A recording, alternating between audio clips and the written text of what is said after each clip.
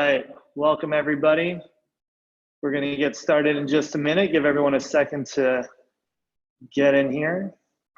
Looks like we have lots of people rolling in. Lots of people excited to see Rich Millington this week. Lots of registrations for this webinar. All right, just give you a sec. Okay, cool. Well, we'll just get started. As people are rolling in here, see lots of people coming in already. Very excited for today's webinar. Thank you everyone for joining us.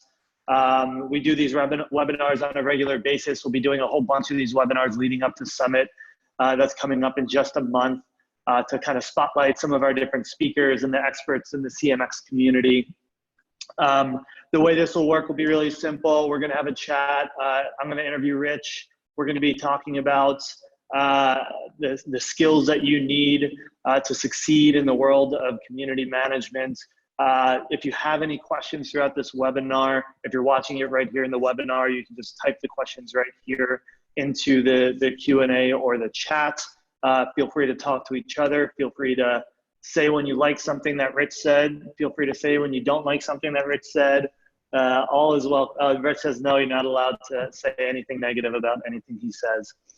Right. And so, yeah, please drop your questions in here and we'll be pulling them either throughout if it makes sense or at the end of the webinar. And we'll be chatting here for about an hour. All right. So we'll start to kick things off here. And kick off with an introduction for Rich Millington. He probably doesn't need an introduction for most of the people here. Founder of Feverbee, has been working in this space alongside CMX and a lot of us who've been working in this space for a long time, helping bring more frameworks and training to the industry, doing a ton of consulting with lots of amazing companies, and has just been one of the biggest thought leaders in this space. So we're really grateful, Rich, for you taking the time to chat with us. Excited to dive into this topic. Maybe can you just give a quick intro for the people who don't know you, a little bit more about your work and the companies you've worked with? Sure. I mean, I don't want to take up too much time, but essentially what I do is work with companies to make their communities as good as they can be. So that usually means combining the psychology of how communities work, how members think, what members desire, with the technology piece. So how do you design the community to be as good as it can possibly be? And then that third bit of the prism is making sure that once you have these two things in place, that the organization appreciates, respects, and supports that community. Clients over the years, a lot Facebook, Apple, SAP, a lot of fantastic companies we're being very lucky to work with. And thank you for the kind introduction as well. I appreciate it, as always. Of course. Rich and I go ways back. We've been on interviews together and panels together. And so if he's throwing shade at me throughout this webinar, just know it's all in good fun. Awesome. A couple quick announcements before we dive in here. So one of the reasons that Rich is joining us for this webinar is we have an exciting event coming up in just a month. And so I'll just share my screen really quick here. So CMX Summit's coming up in 1 month. It's September 5th and 6th, Redwood City. Rich is teaching a workshop and will be speaking at this event. So Rich and I will both be teaching workshops. Each one will be 4 hours. So we go really deep into your community strategy, into helping you frame how you build community online, offline. Mine is kind of a fundamentals of community workshop for anyone who's either new to community or you just want to take a step back and get a really big picture view of your strategy and how all the different pieces fit together. This is a great workshop for you. Rich's workshop is going to be a bit more on the advanced skills, really going deeper into how do you alter your community strategy to focus on the right kinds of engagement, tweak the things you're doing, make sure you're actually having impact on your business. Rich, anything else you want to say about your workshop? Let them know what they'll learn there. Yeah, the goal is going to be, if you have the community already, if you know the basics, if you have been doing this work for a little while, a year or two, this is going to be a workshop that tries to take you to the next level, to make sure that you're maximizing the level of engagement, the value of that community, And also everything that you do is designed to a process that's going to deliver the most value to your members as well. So hopefully it's going to be an engagement that will really help, a workshop rather, that will really help your community. Awesome. So yeah, you can go to cmxhub.com/summit, learn about the event, learn about Rich's and my workshop.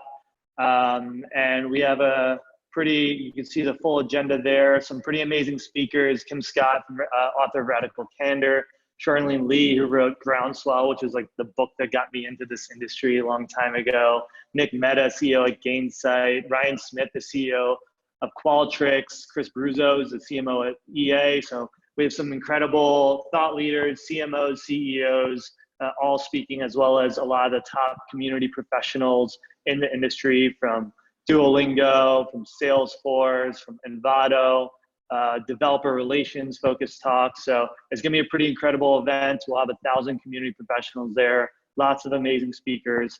And for everybody who's on this webinar, if you go to this site and go to buy your ticket and just type in the code RICH-WEBINAR, so Rich like Rich Millington, RICH, webinar, no spaces, you'll get 20% off any of the tickets, including for the workshops, if you use it by next Monday. So 1 week from today, use Rich Webinar as a code and you'll get 20% off your tickets to CMX Summit. Hopefully we'll see you all there in 1 month. All right, so really excited to have Rich joining us as a speaker, teaching a workshop, and really excited for this webinar. So let's dive into the topic of the skills that you need as a community professional, as a community team, to succeed in the community industry. So I'll just stop sharing my screen here. All right, and we'll dive in. So Rich, let's start really broad, and I'm sure we're gonna get into kind of the weeds of the different skills and the different things that both of us have seen be really important for community professionals. But I'd like to just start kind of big picture. What are the skills that you think are really important for community professionals? Do you have kind of like buckets or categories that you tend to think of them in?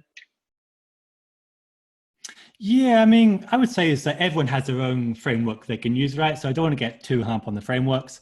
The way we tend to look at it is very much from an adapted version of the Community Roundtable one, which is we divide community skills into 5 areas. The strategic skills, as in designing a plan, executing that plan, getting people to buy into that plan. The engagement skills, so everything that is directly engaging with members and moderation and all those fantastic things, and even engagement systems as well, all those great things. Content skills, which is, can you create great content for the community? Can you optimize your community? Can you make sure that that all the copy on your website is as designed to reflect the goals that you want to achieve in that community?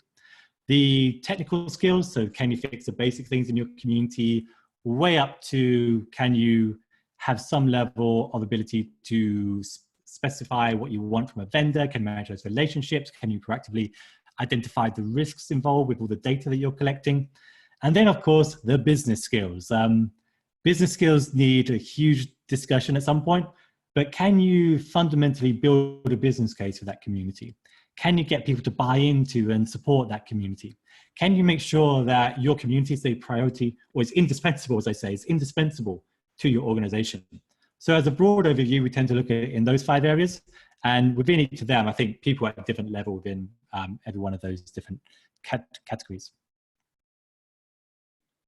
Awesome. And so like, are any of those going to be more important for someone to focus on earlier in their career versus later on? Yes and no. So I think fundamentally, we can probably look at this in maybe 3 levels or so. The first level is that most people, when they first get into community work, they're doing engagement work, right? They are trying to keep members happy. They're trying to keep members engaged in that community. And that's where all the webinars and the early forms of content and everything else tend to spring from. So they try and make sure that members are happy and they're highly engaged. I think if you're still doing that by the 3rd or the 4th year in the job, you might want to think about how you can start progressing up a level. Because I think the next level up from that is optimization and efficiency. So it's one thing to keep everyone happy. It's another thing entirely to design a system that can scale that infinitely. It's another thing entirely to do that in an efficient way. It's another thing entirely to design your user journeys and validate your member personas and make sure that you have a strategy in place and you keep into that strategy and make sure that you can do moderation at scale, you know? So those are the kind of issues that should be concerning people, usually at like director of community or that senior community manager level. And then I think at the very advanced side, we've got maybe more of the business skills, which is how do you get that support? How do you make sure that you're presenting a really good business case for your community? And I think a lot of people tend to get stuck on the engagement side. I think engagement is what a lot of people know, is what they're very comfortable with, and they don't take the effort to learn the business skills. And I think the problem is it doesn't matter how good you are at engagement if your colleagues don't care about engagement. So fundamentally, at some point, you got to switch and think, okay, how do I make people care about this engagement? Or even better, how do I make sure I'm beginning with something people care about so I don't have to spend the rest of my career trying to persuade people how important this engagement is? And those are the levels I think make a lot of sense to me. And it's generally what we're seeing. And I think people just tend to get stuck on a lower level than what they have to far too often. Why do you think that is? Why are they getting stuck there? I think communities are a role without a clear career roadmap in place. Like if you do sales, and not always, but there's generally a progression of sales that people expect you to go on. Or if you're doing human resources, there's generally a kind of progression that people tend to go on and skills they're expected to acquire at each stage. But community is often, you know, these people are often the only people that are doing community in their business, or it's a tiny team of people. So often they're the very first person that's ever done that for their business. So they have to proactively develop what that roadmap looks like and get people to support that roadmap. And it's the unknown unknowns. They don't know what they don't know. And I think that's a very difficult position to be in. And so I think the challenge, and this is a really important one, is to spend the time figuring out what skills you need to take the community to the next level. Because just getting to a point where you're trying to get as much engagement as possible just doesn't make sense. Past a very low level, more engagement doesn't get you more respect. It doesn't get you more support. If you really want to do the best for your community, at some point you've got to do a better job of getting more resources or getting your colleagues more engaged in that community or making sure that your colleagues take the concerns of their community seriously. These things deliver a lot more value to everyone than just trying to get more engagement. So I really hope at some point people begin to move past just, because you do need some engagement, obviously, but it's nowhere near as much engagement as what people think. And then the quality of engagement becomes far more important. Got it. We had a quick question. Just can you repeat maybe real quick, the 5 skills so people can remember them and write them down easily? Yeah, sure. I mean, you can look at the roundtable framework as well if you like. So we divide it into strategy, we divide it into engagement, content, technical, and business. 5 skills. Got it. I'm gonna write it down for myself too. Got it. So why do you think it is that the career path is still so unclear? Because I think we've seen a good amount of examples now of people moving into director level roles, even VP level roles. Do you think that's still a challenge, that people don't know what the career path looks like? Or is it that it's still unclear what distinguishes someone from who's capable of working at a manager level versus working at a more director or VP level? I think it's almost impossible to move up to a director or VP level of community if you're the only person that's doing community. I think there's an implied sense of management around that. And so that means that you need to build some sort of team. Like, I'm sure there are some roles at director of community where they're the only person doing it, and I'm not going to spend too long complaining about that. But I think fundamentally, there's a lot of management skills involved. And so you need to be managing a team to do it. And you can't manage a team unless you've got the resources to develop a team. And if you're not good at getting resources, then you're going to get stuck. And so I think the best way to progress, well, I think there's 2 ways. I think one way you could hope to get promoted to a senior role, and that happens. I know a lot of great people that have done that. They've worked their way up, but there just aren't enough roles around. So you're more likely to reach a senior level in the community space if you're creating roles at a senior level in the community space. And that's going to mean things like getting that support. I think one of the things that happens so often, and I've seen this so many times, especially in the last few years, is people will jump around from job to job. And they'll say, well, my last company, I didn't get the support that I wanted, so I left. And I can understand that, but the universe doesn't owe you support for your community, right? If you want to get more support, you're going to have to make the effort to grow that support. You're going to have to schedule meetings with your stakeholders. You're going to have to get them to like you before they're going to buy into your idea. You're going to have to deeply care about their concerns. You're going to have to say, okay, what do you think, you can get from this community? This is what we want from you in this community. This is what the community can offer you, and be able to build those relationships and really make it work. And I think people don't do that. I mean, the people that I know that are advancing at the highest levels, if you look at, Brian Oblinger, I think has recently moved jobs. I can't remember the new company name. If you look at Alison Leahy, if you look at Maria Ogneva and a bunch of other people in that space, from my discussions with them, they spend a huge amount more time talking to the different stakeholders within the organization than they do buried within the community. And that's critical, because that's what unlocks you all the doors for the community to grow and evolve and develop. So I think if you want to move up to a senior role, especially if staying within that community space, you're going to have to create that role within that community space. So it's a really interesting point, because we talk about comparing community to sales or HR. Like, HR isn't necessarily fighting all the time to get more understanding or buy-in. I'm sure they are. There's always some sort of buy-in you have to do, but it seems especially true in community, that because of the state of the role, which is getting a lot better, I think it's getting a lot better, but it's still a role that you have to be essentially networking internally and working with other stakeholders and advocating for yourself, advocating for community, explaining the value so that you can get buy-in, so that you can move up the career ladder. And that's not really true as much for other industries, but it is so right now it's a very important skill set for community, is that it's not even just community and building engagement and even measurement or even value, but also it's almost like being able to advocate internally and shape what that role looks like. Yeah, absolutely. I think you've got to really, even if it's not in your job description, and maybe this is the other thing, like people that are creating these community roles that have never done the role, create these job descriptions that are very far removed from what the person should be doing. And I think fundamentally getting support internally is such a critical part of their job. And if you're not spending 30 to 40% at least of your time doing that, it's going to be very hard for you to progress in any serious way. And that's what's going to hold back your community as well. Like, if you are not taking the effort to do that, if you're not mastering those business skills, if you don't really find a way to connect in a serious way with the people you work with, I think you're going to be trapped there for a long time. And I know it's work we often don't like doing. I think it's a lot easier to post a discussion or give recognition to more members, and that's okay up to a certain point. But then you don't get to complain you're not getting the level of support you want, because you get support when you've earned the support. And yes, there are some exceptions to that where things beyond your control just go nuts, but generally you've got to make it happen. It's on you to make it happen.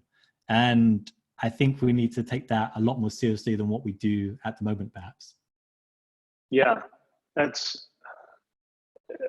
there specific skills that you've seen work really well that community professionals need to work on or lack in order to get that kind of buy-in or work with other stakeholders? Like, who's done really good at that advocacy internally, and what skills help them do that efficiently?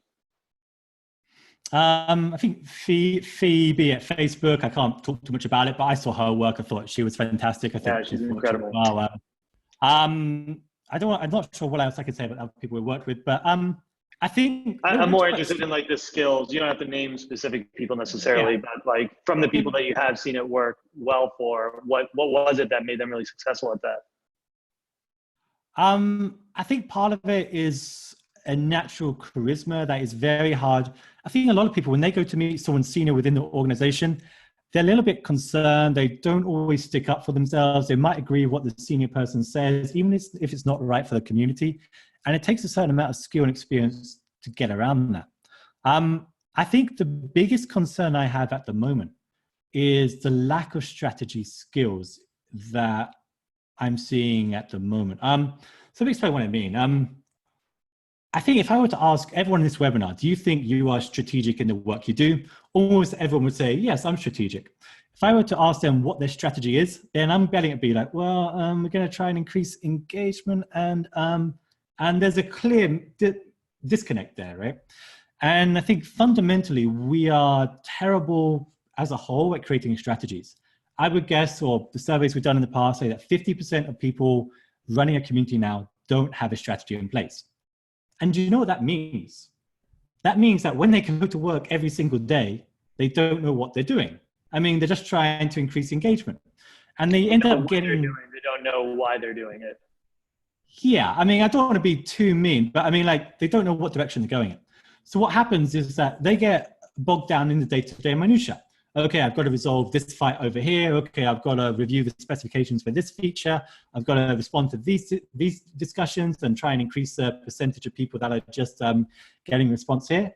And what they're doing, they're stuck in the minutiae and just spinning their wheels and trying to measure how fast the wheels are spinning.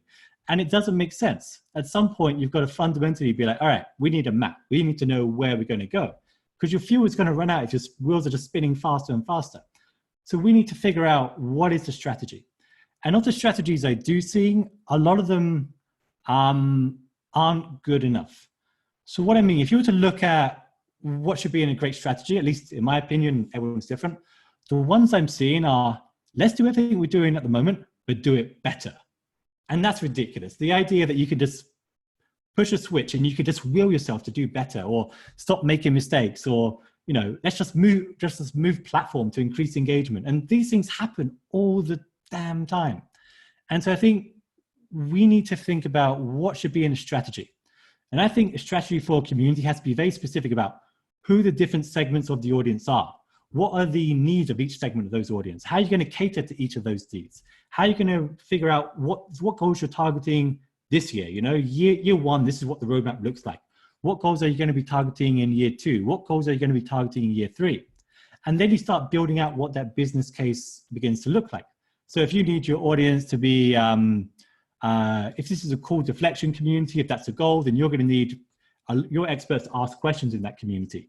You're going to need your newcomers, and it usually is the newcomers, to answer questions. I mean, you need your newcomers to ask questions, you need your experts to answer them. You need the visitors to read the answers. Just 3 different audiences with 3 different priorities you have right now. And then you need a strategy for each of them. What is the fundamental approach that you're going to take? What is the emotional lever that you're going to pull to get them to do these things? And then you need to find the tactics to select. And I think people end up just overloading themselves with so many different tactics, hoping that something works, and then they get disappointed when nothing seems to really take them to the next level. And on top of that, I feel the strategies are missing some really basic things. The biggest one is cost. I've seen so many strategies that aren't costed at all, not in terms of time, not in terms of resources, or any of those things. Imagine if you were to go to try and get a loan from your bank, and you didn't know what you're going to do with the money, you didn't know how much money you needed. It's kind of ridiculous. And that's what getting resources, I think, is. It's not just someone that's going to give you more resources because your community is growing. They're going to give you resources or give you a loan because they want to be paid back. And if you have a strategy that says, this year we can do this with this budget, this is what everything costs, this is the time it takes, these are the skills we need, this is what we can do with this budget. But if you want to invest an extra, 50 to 80 grand to hire a new person, we can do ideation as well. This is what the likely number of ideas we're getting compared to different benchmarks that are out there. These are the value of ideas. I've got the engineers on board with this. They think it's a good idea. It's going to how I'm going to validate the good ideas and the bad ideas. And all of a sudden you start to put together a business plan that they can make a decision on. But just saying, well, my community is growing, I want to hire some more staff, or, well, there's some budget that's available now, let's hire some more staff, just isn't strategic at all. 2 of the other things I'll mention quite quickly are the risks. If you were to look at the communities that don't succeed, one of the things, well, actually, what you'll find is that there are commonalities amongst them. So there'll be technological risk factors, there'll be a risk that it doesn't take off, there'll be a risk that members will say bad things and stakeholders will get upset. And a lot of strategies think you're just going to get it right first time. That's a very rigid strategy. It's going to break quite quickly. If you have an idea of what the risks are, you can be like, okay, this happens, this is what we're going to do. if members start saying bad things, this is how we're going to respond to it. We can predict these kind of things. And that way you're taking the work a lot more seriously. You're not saying I'm going to magically get this right first time, but you're having an appreciation for the risks. If you go to different stakeholders that are out there at the moment, you can tell them, listen, we've listened to your concerns at the moment. I know what you're worried about. This is the plan I have in place to counter these risks if they happen. You're going to be taken a lot more seriously if you've done that. And I think a lot of people aren't. Yeah, so the costs and the risk, I think, are quite important. Even the legal risk as well. I think it helps a lot if you've taken time to sit with the legal team and think about the risk, of GDPR or in collecting all the data that you're gathering, that community. What happens, if you have a ideation board as well and people start claiming credit for the IP of that shared, all these kind of things that happen and that are predictable and you can plan for and you can mitigate against. And I think the other thing as well that just has to be in there is just make it as logical as possible. It's so often where we want the community to increase customer success or make customers more loyal to us. And to do that, we're going to get as much engagement as possible in that community. That's not a logical plan of action. Like more engagement might lead to more success, but fundamentally there's a disconnect. So I think right now our strategies are bad. I would say it's the biggest room for improvement, I think, at the moment. Doing better strategies is going to get a lot more support. You're going to be taken more seriously. You get other people on board. So yeah, sorry for the rant, but I believe in this so much. I think great strategy is transformative for an organization. Yeah, no, that was super, super helpful to hear. And I'm curious, so we spoke the first question was around one of the first questions was around are there different skills for someone who's starting out versus someone who's been there for a while? I think there's also a difference between someone who's a solo community professional on a team that's responsible for the whole program versus somebody or versus someone who's on a team or is working under somebody who's already kind of carved out that path. And so I just kind of want to clarify that. So if you're, getting into the industry, and you're looking for skills to just get started, a lot of things you described are actually more of a director, senior level thing to be thinking about the full strategy, the risks, the business impact.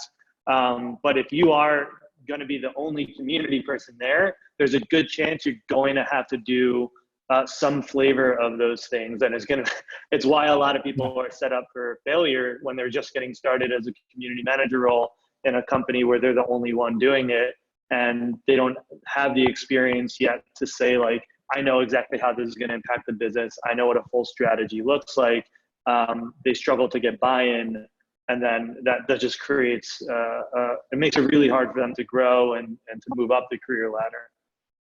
Yeah, I think it affects your credibility quite quickly when you focus on, I'm not to repeat the point too much, but when you focus on engagement or you don't have a serious business plan in place, what are the benefits, what are the rewards of more resources? And I think if I was just starting out and I was going to be the only person responsible for that community today, I think the most important thing is to try and connect with as many of my peers as possible to really learn about what they're doing. I think that really helps. And then focus on the skills I need. If I don't master new skills every single day or every single week or every single year, I'm never going to advance. I'm just going to keep doing what I'm doing. And so I wouldn't recommend that. I think you've got to fundamentally in your head have that growth mindset. As this is what my job is now, but I know where this community needs to go. And this is the other part of a strategy as well. If you can find out what skills you're missing for where you need to go and acquire those skills, it's a systematic process that you go through. So I would go through that. I think that would really help. Yeah, totally agree. And maybe this is a good chance to kind of touch on this. So, Crystal Wu asked, how could you best outline a strategy for communities? Do you just need SMART goals? And I think you and I have both spent, a better part of the last 5 to 10 years really thinking about what a community strategy looks like and putting it together into different ways that we can teach it and present it. And so I know on our end with CMX, one of our high level frameworks is the 7 P's of community. And so, at my workshop at CMX Summit, we basically go through each of the P's, people, who are you targeting, purpose, why does this exist, how is it impacting the business, place? Where are you gathering people? Participation, how are they participating in that group? Policy, what are the rules around that? Promotion, how are you growing it? And then performance, how are you measuring it? And so we use that as a very high level framework for just kind of mapping out your high level community strategy, understanding how it impacts the business, understand how it affects the people in the community. And that just gives you kind of like a roadmap and a plan for having a community strategy in place. You can look that up on cmxhub.com, the 7 P's of community, and see the high level overview. And then I'll be diving really deep into that in the workshop I'm teaching before CMX Summit.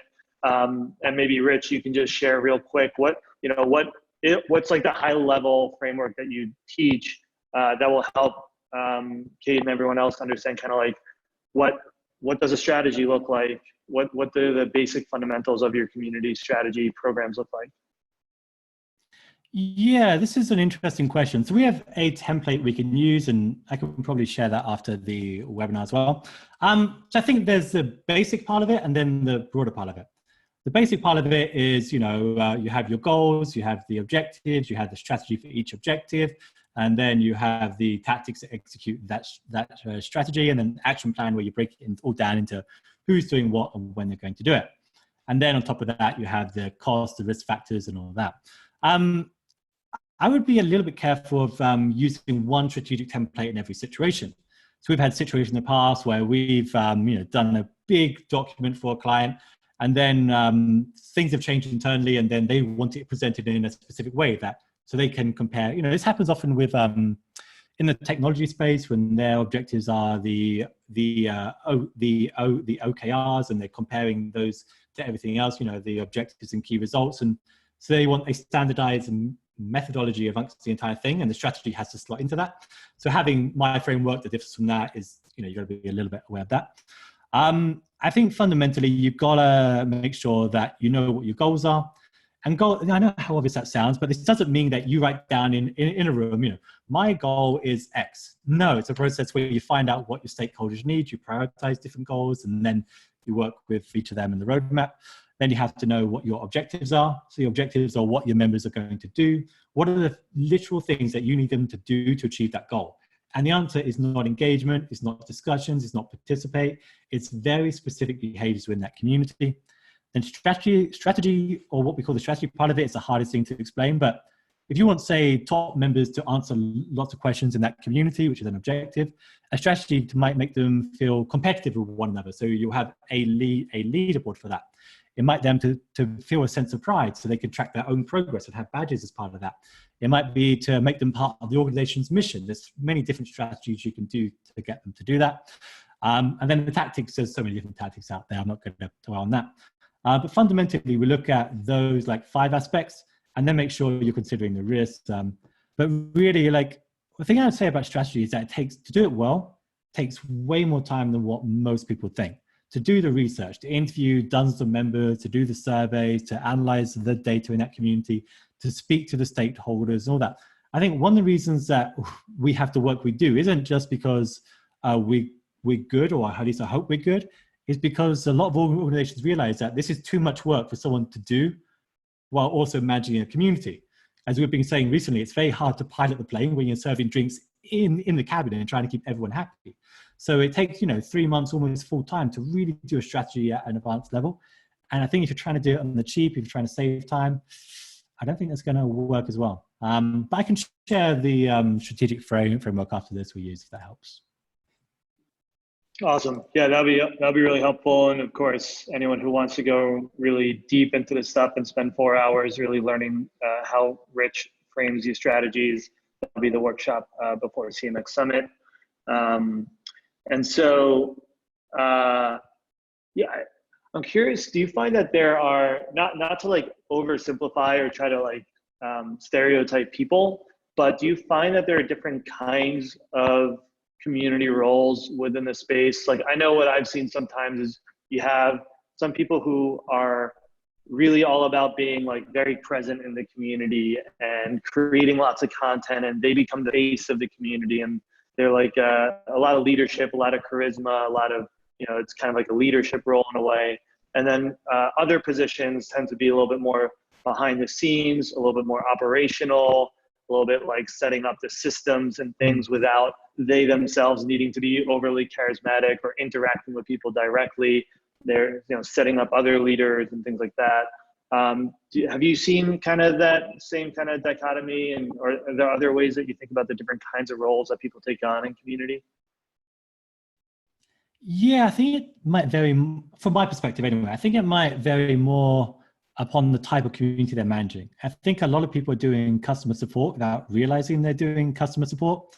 Like if you are answering every question in a community instead of answering the tickets that come in, you're just moving the ticket from one place to another. And that's fine because other people can see them. There's a benefit to that. But a lot of it is a game with efficiency. So improving this satisfaction rate, improving the time to first response, improving the number of questions that have a best answer, all those kind of things are things that come up. And that work is a lot about the numbers and the metrics, and you can measure that, and that's great. It's often less about getting people to feel a part of something special, making people want to spend their spare time sharing their articles, getting to know one another, building a sense of community.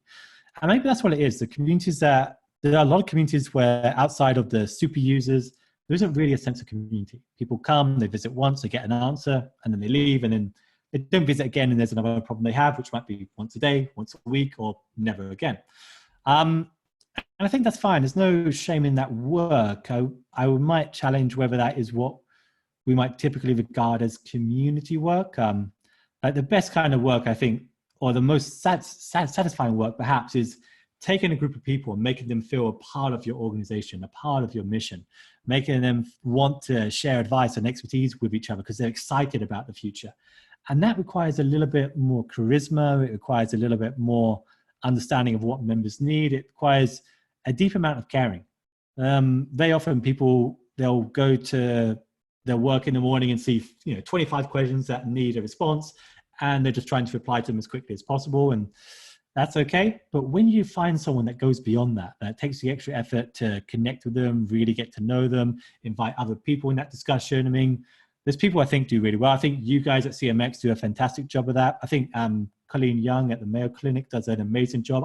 I would look up all of her contribution to the Mayo Clinic because I think everything she writes is fantastic. So I think you've got to be clear about what kind of work you're really doing and be honest about it. There's no shame in doing a customer or scale support community, whatever you want to call it. I think it's fantastic, but I think there's an opportunity for a lot of people to build a sense of community, and I would like to see a little bit more of that. So I don't know if that answered the question, but that's kind of how I think about it. I think customer support especially should be a different category all to itself because there's so many unique aspects of it.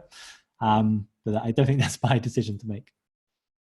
Yeah, and I think I've seen as well the stage of the company mattering. And if it's super early stage, a small startup, it's a good chance that they're hiring a community manager that they want to be almost like an advocate, like really engaging, energizing people, motivating.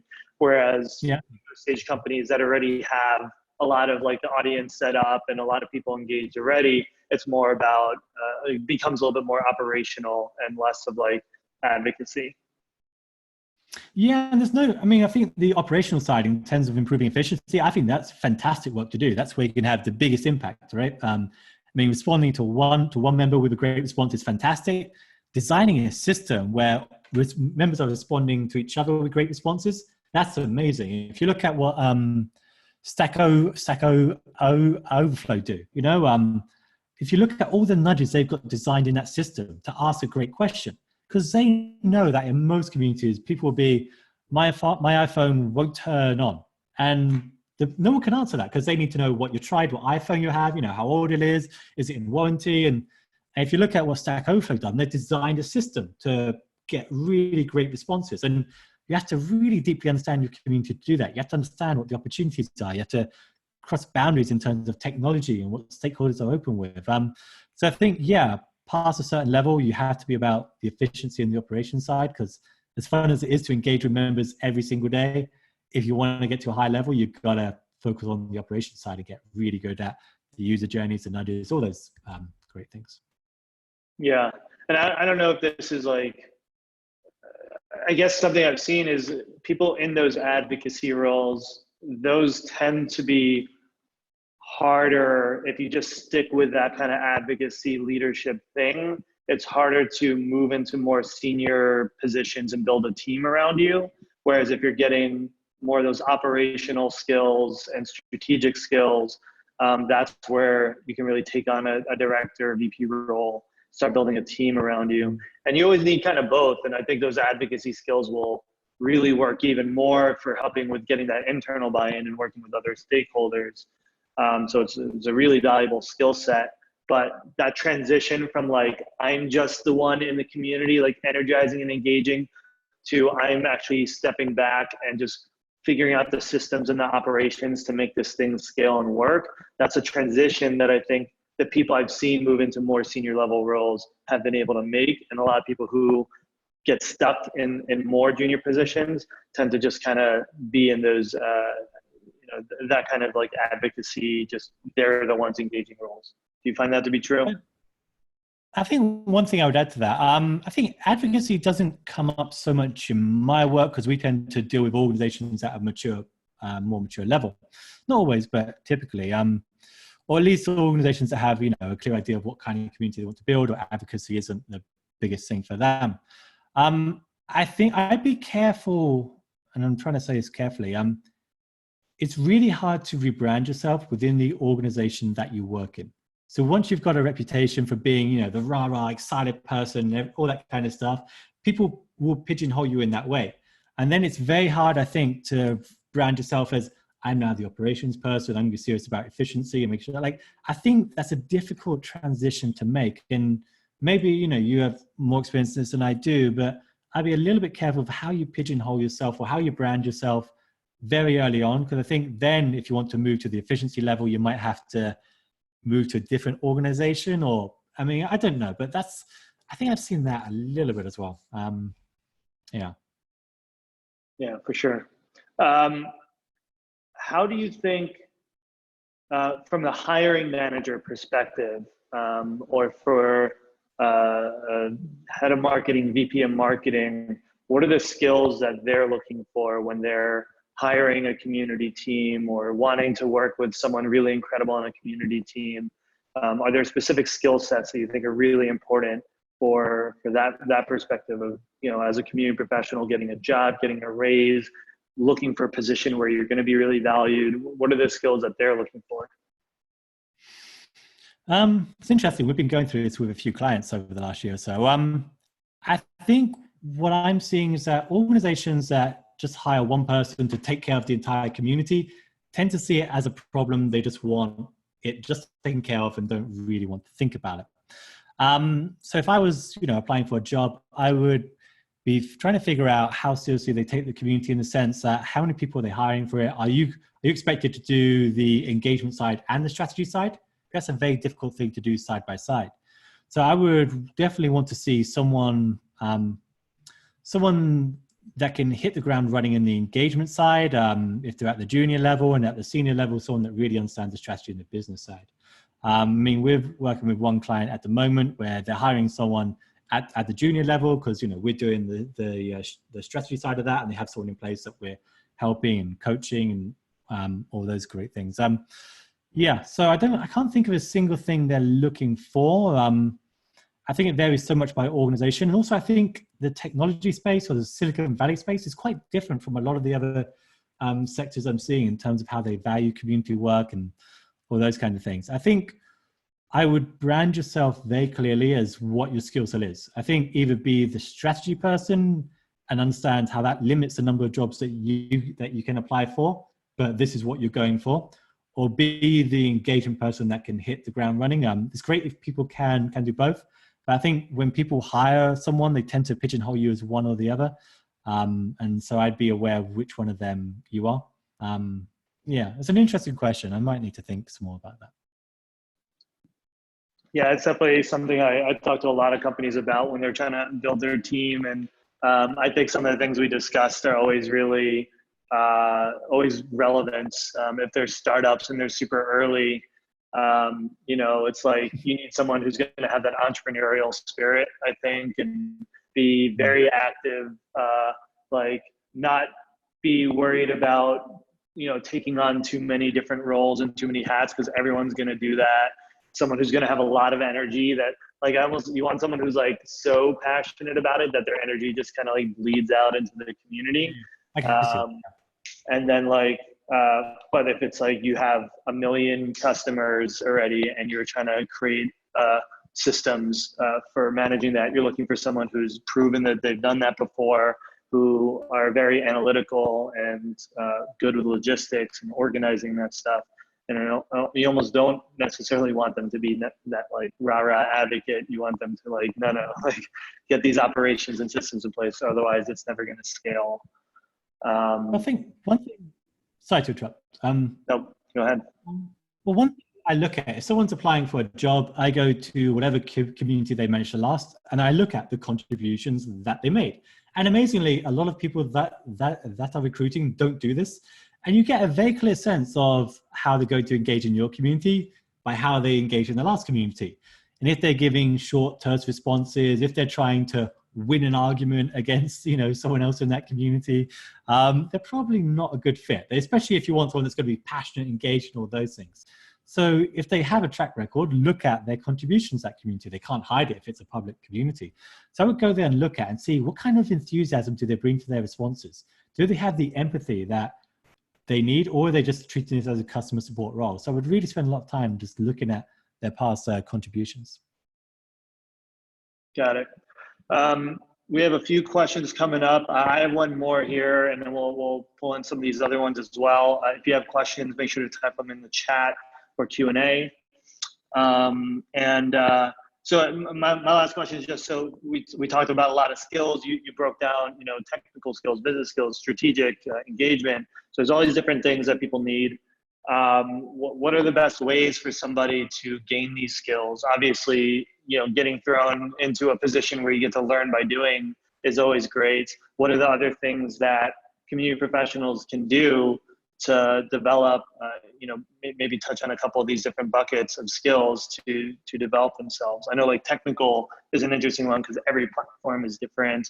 It's hard to use the tools until you're actually working in a job and you get a chance to get in there. But is there anything that you've seen really have an impact for people in their careers? Yeah, I think two things are transformative.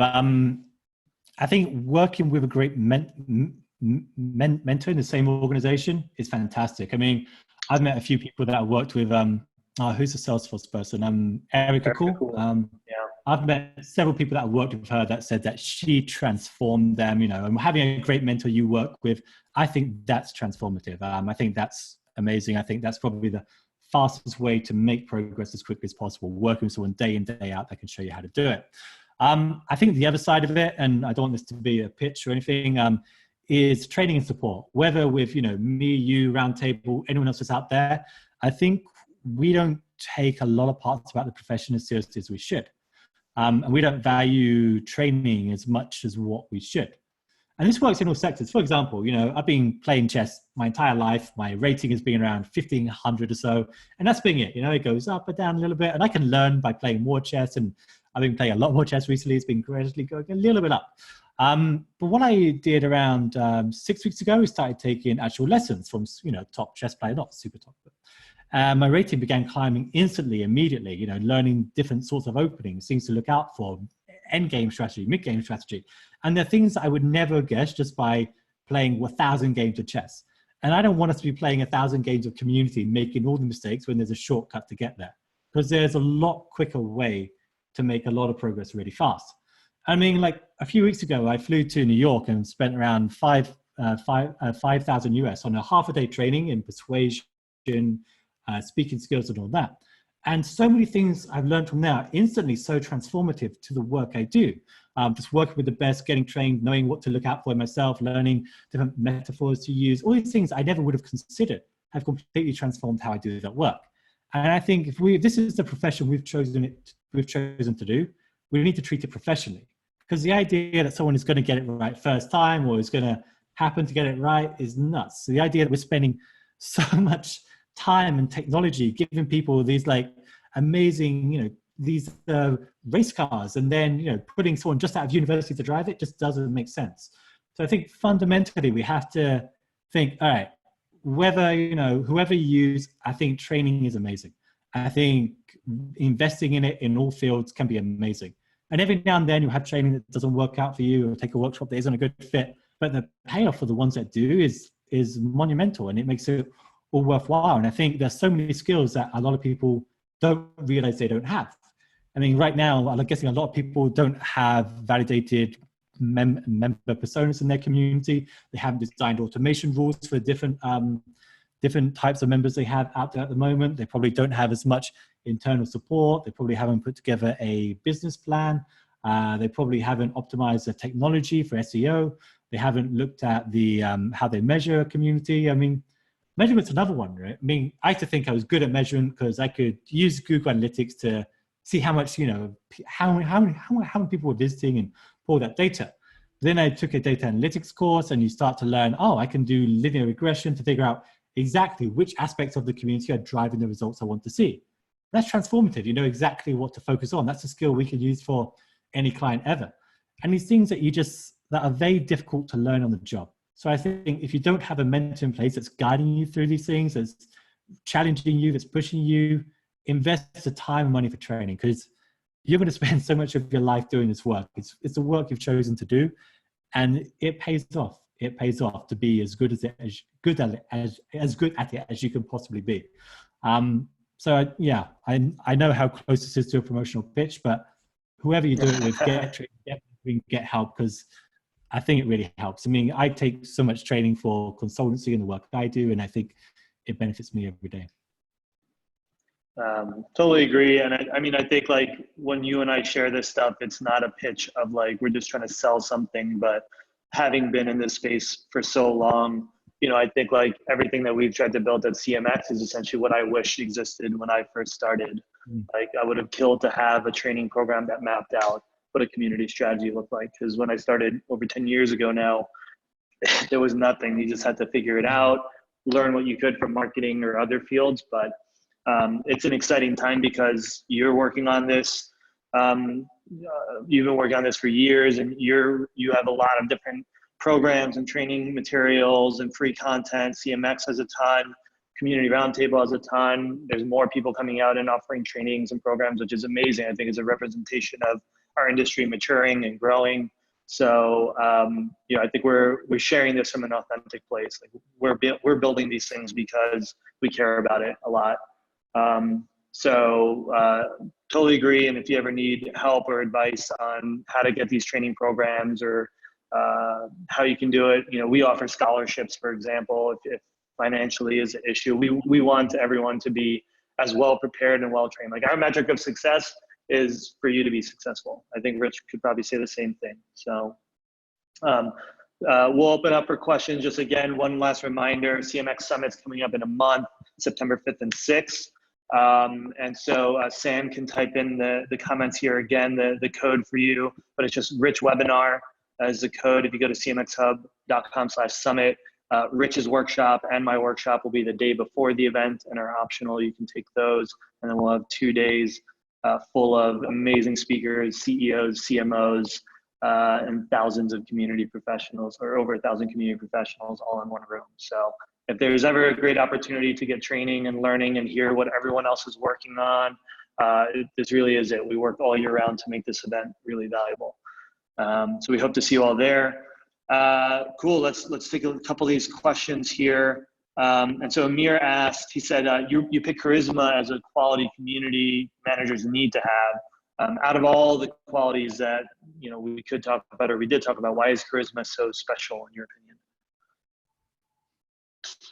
I'm not sure I picked charisma as a quality community managers need to have. I think it's useful in certain situations. I think it's useful in getting support. I think it's useful if you're getting a new community off the ground for the first time. You've got to believe in this. You've got to believe in this with everything. You've got to be the one that's reaching out directly, the micro interactions, inviting your first 10 members to join, then your first 20 and 50. And that takes passion, and it takes charisma as well. I think that's quite important. I don't think there's any universal skill community managers have to have. Maybe empathy. I think recognizing that every member is going through their own situation at the moment, And if they're angry, it doesn't mean they're an angry person. It's more likely they're having an angry day, and being able to recognize that and understand that members are responding to their identities and the identities they wish to hold, all those things I think are quite useful. So I think charisma is great. I think empathy is probably a little better to have. Yeah, empathy is huge, and just being able to like keep a level head and take care of yourself. If you're volatile in your emotions, you're going to go off the deep end really fast in community. Cool. I think we have one more here. Jan was sharing that she's been doing engagement and enablement for 4 years. Her new manager hasn't done community before. So she's not getting a lot of support on the strategic side, but she's struggling to take on a strategic role because she doesn't have the time or room to think about strategy because there's so much execution and work to be doing. And so any tips for her on how to be able to create that space or how to handle that situation? Yeah, I think the biggest thing is being honest with yourself, the people you work with, that things are only going to get worse. You know, here's the paradox, I think. The more engagement you have, the busier you're going to get. But if you don't have a strategy in place, you're not going to get any more support because no one's going to give you more resources because there's no plan in place. They're not going to, give you more fuel in the tank if you don't know where you're going. So I think you've got to be honest about that. Like, things are only going to get worse, and I mean worse in the sense that it's busier. You're going to have even less and less time as things take off. So I think it would be worthwhile finding either a little bit of help or some colleagues or anything that can do some of the work of community management so you can start focusing on the strategy side. If that's not possible, then try and have those micro wins in place. So if you build just one relationship today, one strong relationship with a stakeholder at the moment, that's going to pay off later on. That someone's going to support you in meetings. Someone's going to support you, when you need resources. And very often there are other ways of going around doing things. If you're answering every question yourself in the community, are the customer support teams going to help you? Are the customer success teams running the webinars in the community, or are you doing all of it? I think you've got to carve out these little bits of time, and then think about what can you stop doing. Most of the community managers we look at, and very often we get them just to create a diary of how they spend their time, are doing way too many things that really don't move the needle that much.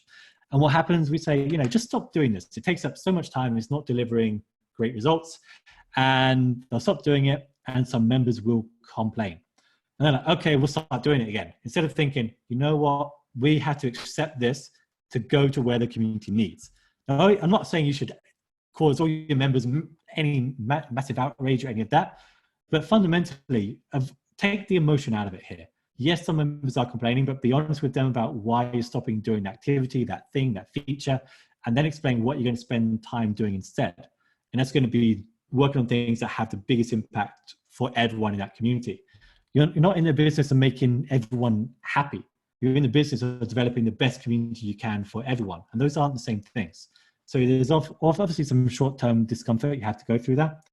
So I'd focus on that. Either start building those micro relationships internally, one meeting, one lunch, whatever it takes. And then start looking at what you can stop doing now to free up time. And anything that isn't reaching a lot of members, anything that isn't having a long-term impact, are often things that you can cut first. Awesome. Cool. Well, last quick thing, we're going to wrap up here.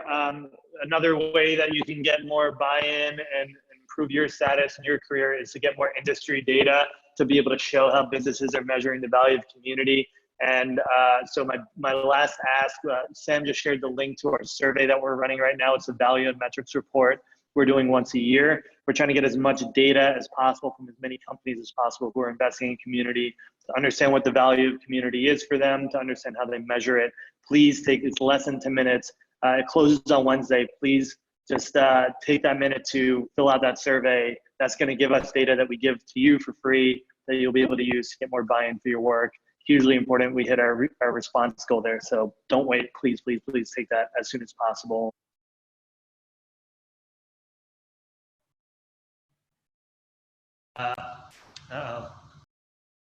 Hey, I think your mic just died in there. I think I'm back. All right. Thank you for joining us, Rich. It was a pleasure as always. Welcome. We always learn a ton from you. It was great. I can't wait to see you at Summit in a month. We'll hang out there. We'll grab a beer, and we'll see everyone else there at Summit in a month. And we'll see you in the community as well. All right, cool. Thanks everyone. Thanks for joining. We'll see you all soon.